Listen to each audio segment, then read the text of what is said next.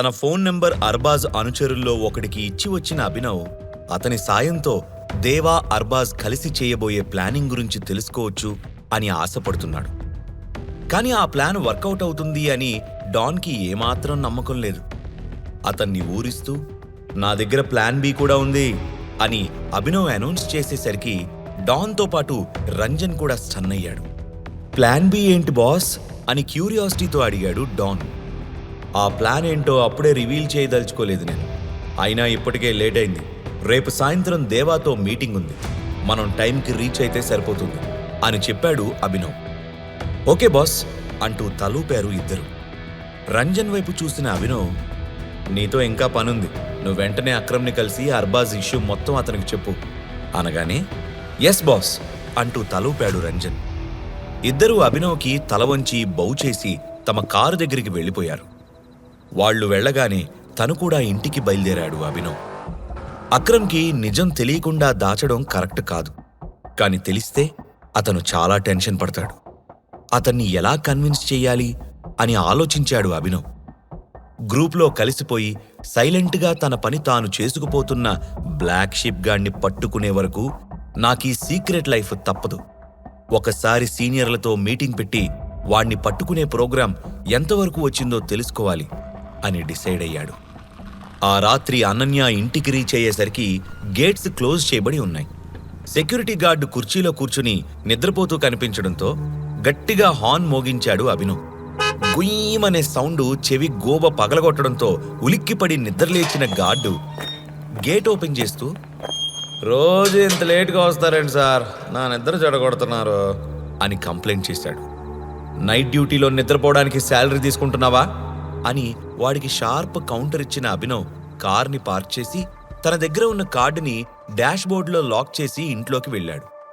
అర్ధరాత్రి అవడంతో అందరూ నిద్రపోయారు.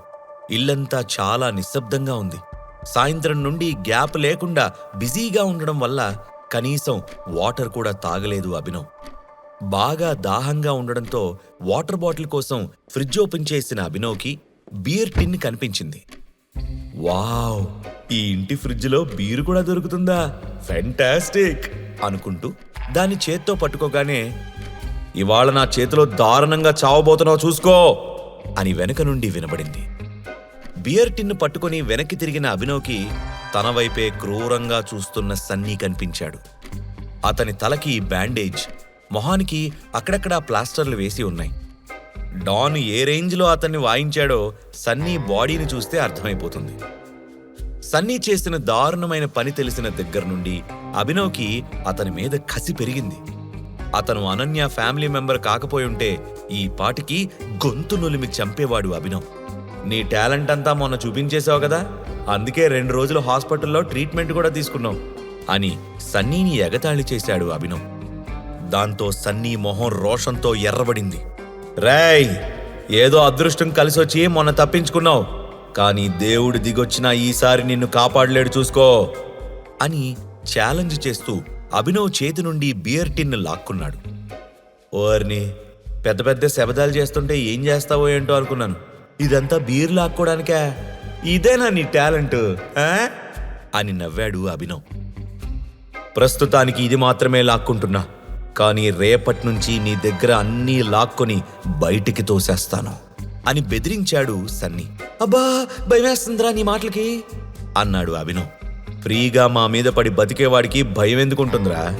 ఈ ఇంట్లో ఒక్క వస్తువైనా తీసుకొనొచ్చి అప్పుడు మాట్లాడు అని ఎగతాళి చేసిన సన్నీ బియర్ టిన్ను ఓపెన్ చేసి ఒక్క సిప్పు తీసుకొని, నేను రికవర్ అయ్యే వరకు ఇక్కడే ఉంటాను, నా టార్చర్ భరించలేవులే గాని నా మాట విని ఇక్కడి నుంచి పారిపో అని బెదిరించాడు. ముందు నీ దెబ్బలకి మందు రాసుకోరా, ఇవాళో రేపో చచ్చేలా ఉన్న నువ్వు నన్ను బెదిరిస్తావేంటిరా ఫన్నీగా అని కౌంటర్ ఇచ్చాడు అభినవ్. అతను కంటిన్యూస్గా తన మీదకి ఎక్కడంతో రోషంగా చేతిలో ఉన్న బియర్ టిన్ను నేలకేసి బలంగా కొట్టిన సన్నీ అభినవ్ కాలర్ గట్టిగా పట్టుకొని, ఇంకొక్క మాట ఎక్కువ మాట్లాడితే ఇక్కడే చంపి పారేస్తాను అని కసిగా అన్నాడు. 2 చేతులు పైకెత్తిన అభినవ్, నేను ఇంకొక్క మాట మాట్లాడు, నీ ఒంటి మీద చేయి వేయను, ఎందుకంటే నేను టచ్ చేస్తే నువ్వు మళ్ళీ హాస్పిటల్ బెడ్ మీద పడతావురా బాబు అని జోక్ చేసి 2 మునివేళ్లతో సన్నీ చేతుల్ని పక్కకు జరిపి సింపుల్గా వాక్ చేసుకుంటూ బెడ్రూంలోకి వెళ్ళిపోయాడు. అతను బెడ్రూమ్ డోర్ ఓపెన్ చేసి లోపలికి అడుగుపెట్టిన క్షణంలోనే వాష్రూమ్ డోర్ ఓపెన్ చేసుకుని బయటకొచ్చింది అనన్య. ఆమె ఫుల్ న్యూడ్గా ఉంది. పైనుంచి కింద వరకు చక్కగా చెక్కిన శిల్పంలా అనన్య కనిపించేసరికి అభినవ్ ఫ్రీజ్ అయిపోయాడు. ఏదో సాంగ్ హమ్ చేసుకుంటూ వచ్చిన అనన్య తన ఎదురుగా నోరు తెరుచుకుని నిలబడిన అభినవ్ని చూసి ఒక్కసారిగా షాక్ అయింది. ఓ గాడ్, ఎప్పుడొచ్చావు అంటూ బెడ్ మీద ఉన్న టవల్ కోసం ఉరికి అటు తిరిగి చావు అని గట్టిగా అరిచింది. ఆమె అరుపు చెవిన పడే వరకు కళ్ళప్పగించి చూస్తూనే ఉన్నాడు అభినవ్. ఉలిక్కిపడి గోడవైపు తిరుగుతూ ఐఎమ్ సారీ, నువ్విలా దర్శనమిస్తావని నేను ఊహించలేదు అని బెరుకుగా చెప్పాడు. నాటకాలు వేయకు, నీ బుద్ధి నాకు తెలుసు అని కోపంతో పళ్ళు కొరికింది అనన్య. బాగా లేట్ అయిపోవడం వల్ల అతనిక ఇంటికి తిరిగి రాడు అని ఆమె ఫిక్స్ అయింది. అందుకే టవల్ తీసుకెళ్లాలి అన్న కామన్ సెన్స్ కూడా కాసేపు మర్చిపోయింది. అరే, ఇందులో నా తప్పే ఉందమ్మాయి, నేను క్యాజువల్గా లోపలికి వచ్చాను, నువ్వే నన్ను బెదరగొట్టావు. అయినా నిన్ను న్యూడ్గా చూస్తే మాత్రం తప్పేంటి, నీ హస్బెండ్నే కదా అని తన పని సమర్థించుకున్నాడు అభినవ్. కంగారుగా బట్టలు వేసుకుంటున్న అనన్య, నోర్మయ్, వెదవసోది చెప్తే చెంప పగిలిపోద్ది, నేను చెప్పే వరకు తిరక్కో అని వార్నింగ్ ఇచ్చి, ఇప్పటి వరకు ఎక్కడ పెత్తనాలు చేస్తున్నావు, ఏదో ఒక ఫుట్పాత్ మీద పడుకుని నిద్రపోవాల్సింది కదా అని కసిగా అంది. వర్క్ బిజీ అమ్మా, అందుకే లేట్ అయ్యాను అని ఆమె సింపతి పొందడం కోసం జాలిగా అన్నాడు అభినవ్.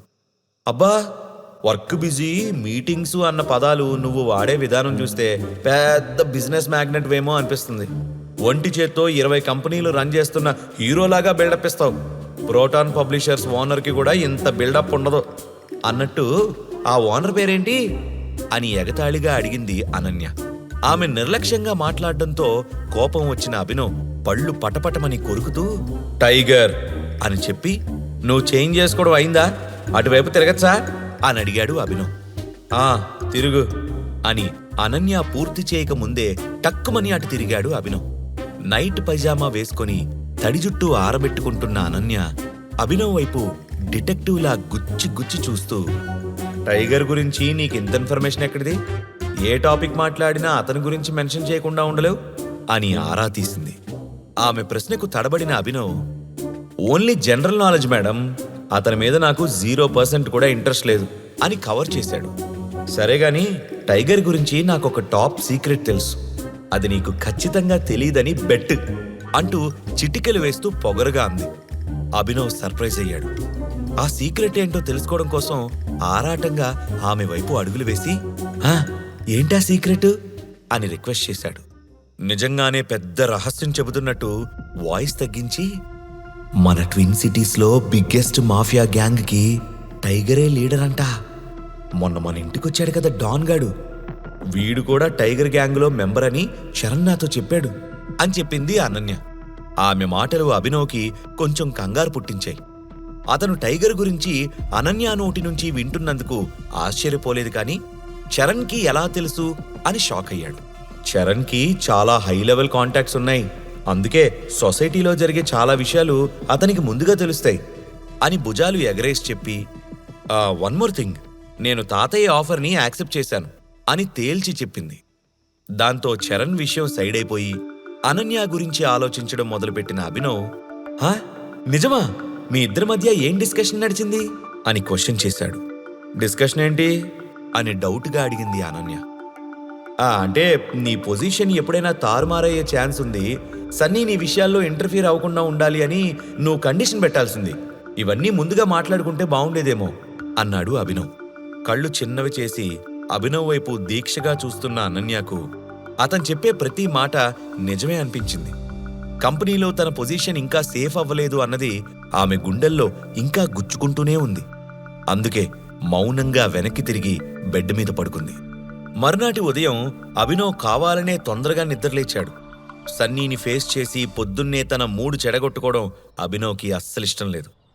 ఇంట్లో జనం ఎవ్వరూ నిద్రలేవకముందే రెడీ అయిపోయి రెస్టారెంట్లో బ్రేక్ఫాస్ట్ ఫినిష్ చేసి ఆఫీస్కి రీచ్ అయ్యాడు. కారు దిగి కాంపౌండ్లోకి అడుగుపెట్టగానే నిన్న సాయంత్రం ఆఫీసులో వదిలేసి వెళ్లిన ప్రాబ్లమ్స్ అన్నీ మళ్లీ ఒక్కసారిగా అతన్ని చుట్టుకున్నాయి. క్లయింట్స్ని బాగా రెచ్చగొట్టి కంపెనీ మీద రెడ్ మార్క్ వేయడానికి ఎవరో ట్రై చేస్తున్నారు. నన్ను కంపెనీ నుంచి బయటకు పంపించడానికి ప్లాన్ చేస్తున్నారు. కానీ వాళ్ళు పాతవాళ్లు మాత్రం కాదు అనుకున్నాడు. అతను ఆఫీస్లోకి ఎంటర్ అవగానే అతని కోసమే ఎదురు చూస్తున్న మీరా సార్ అని పిలుస్తూ పరుగులాంటి నడకతో ఎదురొచ్చింది. ఆమె ఫుల్ టెన్షన్లో ఉంది అని ఆమె మొహం మీద పట్టిన చెమట్లు చూస్తే అర్థమైపోతుంది. గుడ్ మార్నింగ్ చెప్పడం కూడా మర్చిపోయి మీతో మాట్లాడాలి సార్, చాలా అర్జెంటు అని కంగారుగా అంది. ఆమె వైపు విచిత్రంగా చూసిన అభినవ్ క్యాబిన్కి రా అంటూ క్యాబిన్ వైపు అడుగులు వేస్తూ ఉండగా ఫైనాన్స్ డిపార్ట్మెంట్ నుంచి పరిగెత్తుకుంటూ వచ్చిన Lalit sir sir sir sir problem వచ్చింది సార్ అంటూ కంగారుగా చెప్పాడు. అతని ఎక్స్ప్రెషన్ మీరా ఎక్స్ప్రెషన్ కంటే ఇంకా బలంగా ఉంది. ఇంకో ప్రాబ్లం వచ్చిందా అని కంగారుగా అరిచింది మీరా. క్యాబిన్ డోర్ ఓపెన్ చేయబోతున్న అభినవ్ ఆమె మాట విని షార్ప్గా వెనక్కి తిరిగేసరికి నీక్కూడా ఏదైనా ప్రాబ్లం ఉందా అని లలిత్ టెన్షన్తో మీరాని అడగడం అభినవ్ గమనించాడు. సార్ మనం క్యాబిన్లో మాట్లాడుకుందాం ప్లీజ్ అనగానే ముగ్గురు క్యాబిన్లోకి ఎంటర్ అయ్యారు. ఏంటి చెప్పు నీ ప్రాబ్లం అని ఫస్ట్ లలిత్ని అడిగాడు అభినవ్. ఇన్వెస్టర్సు బయటికి వెళ్ళిపోతామని బెదిరిస్తున్నారు సార్ అని భయంగా చెప్పాడు లలిత్. కానీ దాన్ని చాలా లైట్గా తీసుకున్న అభినవ్ మనకి ఇన్వెస్టర్స్ అవసరం లేదు, వెళ్లాలనుకున్న వాళ్ళని హ్యాపీగా వెళ్ళనివ్వండి అని చిరాగ్గా అన్నాడు. అతని మాటలకి లలిత్ బుర్రగోక్కుంటూ ఇమేజింగ్ సెక్యూరిటీస్ కంపెనీ టైగర్కి సంబంధించిందని ఎవరికీ తెలీదు, ఏదో చిన్న స్టార్టప్ కంపెనీ, త్వరలోనే దుకాణం ఎత్తేస్తుంది అనుకుంటున్నారు జనం అని చెప్పాడు. అంటే ఇన్వెస్టర్స్ని తీసుకురాగలిగితే ఇది టైగర్ గ్రూప్ కంపెనీ అని జనానికి తెలిసిపోతుందా? తమ డబ్బు టైగర్ కంపెనీలో పెట్టుబడి పెడుతున్నామని ఇన్వెస్టర్స్కి తెలిస్తే వాళ్ళు కంపెనీ నుంచి విత్డ్రా అవ్వడానికి ఇష్టపడరని నీ ఉద్దేశమా అని సీరియస్గా ప్రశ్నించాడు అభినవ్. లలిత్ ఆన్సర్ చేసే లోపే మాట్లాడిన మీరా యు ఆర్ రైట్ సార్, కానీ అసలు ప్రాబ్లం ఏంటంటే రాణి మేడము ఇదంతా జరగనివ్వదు. ఆమె దృష్టిలో ఇమేజింగ్ సెక్యూరిటీసు చాలా చిన్న కంపెనీ, దీన్ని టైగర్ కంపెనీతో అస్సలు కలవకూడదని ఆమె ఆలోచన అని చెప్పింది. రాణి మైండ్ సెట్ అర్థమైన అభినవ్కి కొంచెం ఆశ్చర్యంగా అనిపించింది. టైగర్ గ్రూప్ నుంచి మనకు సపోర్ట్ అందినప్పుడే కదా మన కంపెనీ ఎదగగలిగేది. ఇన్వెస్టర్స్ కూడా టైగర్ అనే బ్రాండ్ నేమ్ వల్లే అట్రాక్ట్ అయ్యి వస్తారు. మనకు ఫైనాన్షియల్ సపోర్ట్ అవసరం లేకపోయినా బ్రాండ్ నేమ్ ప్రమోషన్ కోసమే కదా షేర్స్ అమ్మకానికి సిద్ధమయ్యాం అని అన్నాడు లలిత్. కంపెనీ సేల్స్ కూడా పెద్ద ఆశాజనకంగా లేకపోవడం వల్ల ఇన్వెస్టర్స్ రావడం లేదు. ఇప్పుడు ప్రోటాన్ పబ్లిషర్స్ కంపెనీ చూడండి, ఆ కంపెనీ ప్రాఫిట్స్ ఆ కంపెనీలోని ఇన్వెస్ట్మెంట్ కంటే ఎక్కువ. అందుకే ఇన్వెస్టర్స్ కూడా కంపెనీని వదిలి వెళ్ళడానికి ఇష్టపడరు అని ఇంకో విషయం చెప్పింది మీరా. అభినవ్ వాళ్ళిద్దరూ చెప్పిన విషయాలు వింటూ ఉండగా అతని మైండ్లో ఒక ఐడియా రెడీ అవుతోంది. లలిత్ కూడా ఒక నిమిషం ఆలోచించి మనం ఇన్వెస్టర్లు అందరినీ పిలిచి ఒక మీటింగ్ ఏర్పాటు చేస్తే ఎలా ఉంటుంది సార్ అని ఆశగా అడిగాడు. మీటింగ్ కండక్ట్ చేయడం పెద్ద మ్యాటర్ కాదు లలిత్, కానీ ఒక్కో ఇన్వెస్టర్ని బతిమిలాడి బుజ్జగించి మనతో కంటిన్యూ అవ్వమని అడుక్కోవడం నా క్యారెక్టర్కి సెట్ అవ్వదు. లోకంలో వాళ్లే ఉన్నారా ఏంటి? పోయేవాళ్ళని పోనివ్వు, మనకు కొత్త వాళ్ళు వస్తారు, వచ్చేవాళ్ళు ఎక్కువ మనీ తెస్తారు అని కన్ఫామ్గా చెప్పాడు అభినవ్. అతని ధీమా ఏంటో మీరాకు అర్థం కాలేదు, కానీ అభినవ్ చెప్తే చేసి తీరతాడు అని తెలుసు. కానీ లలిత్ విస్తుపోయి చూశాడు. నువ్వు టీనాతో కోఆర్డినేట్ చేసుకుని మన ఇన్వెస్టర్స్తో మీటింగ్ షెడ్యూల్ చేయి, అసలు బిజినెస్ అంటే ఎలా ఉంటుందో వాళ్ళకి మనం చూపిద్దాం అన్నాడు అభినవ్. అతని ఓవర్ కాన్ఫిడెన్స్ చూసిన లలిత్ ఇతనికి ఏమైనా తెక్కుందా అన్నట్టు మీరా వైపు చూశాడు. కానీ మీరా మాత్రం అభినవ్ కళ్ళలోని కాన్ఫిడెన్స్ని మాత్రమే చూస్తుంది. గట్టిగా ఊపిరి తీసుకున్న లలిత్ ఓకే సార్ అని చెప్పి బయటికి వెళ్ళిపోయాడు. వెంటనే తన సీట్లో కూర్చున్న అభినవ్ మీరాను కూడా కూర్చోమని సైగ చేస్తూ ఇప్పుడు చెప్పు మీరా, నీ ప్రాబ్లం ఏంటి అని అడిగాడు. మీరా గొంతు సవరించుకొని ఏదో చెప్పబోయే లోపు క్యాబిన్ డోర్ మీద ఎవరో నాక్ చేశారు. కమిన్ అని అభినవ్ పర్మిషన్ ఇవ్వగానే లోపలికొచ్చింది టీనా. ఆమె మొహంలో కంగారు కనబడుతోంది. సార్ గుడ్ మార్నింగ్ సార్, ఒక కొత్త ప్రాబ్లం వచ్చింది సార్ అని ఆమె చెప్తుంది. మీరా భయంతో అభినవ్ వైపు చూస్తుంది. మీరా టీనా తెచ్చిన కొత్త ప్రాబ్లమ్స్ ఏంటి? వాటిని విన్న అభినవ్ ఎలా రియాక్ట్ అవ్వబోతున్నాడు? ఇన్వెస్టర్స్ని అట్రాక్ట్ చేయడానికి అతను వేసిన ప్లాన్ ఏంటి? ఈ ప్రశ్నలకు సమాధానాలు తెలుసుకోవాలంటే నెక్స్ట్ ఎపిసోడ్ వినాల్సిందే. క్రింద ఇచ్చిన లింక్ ని క్లిక్ చేసి పాకెట్ ఎఫ్ఎం యాప్ ని ఇన్స్టాల్ చేసుకోండి. Stay tuned to Pocket FM.